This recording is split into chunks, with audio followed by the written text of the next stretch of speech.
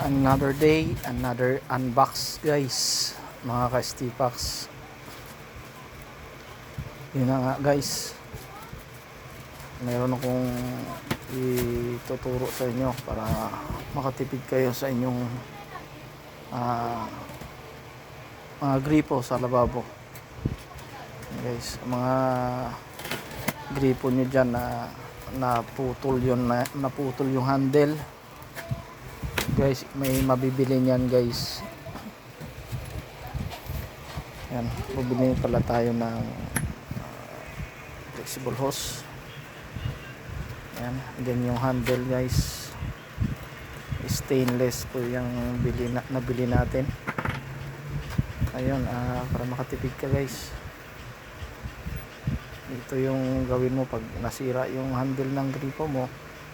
Huwag mong palitan huwag kang bumili ng bago, handle lang naman may nabibili niyan guys, handle. So yan, nabibili yan sa Shopee, sa TikTok. Yan, so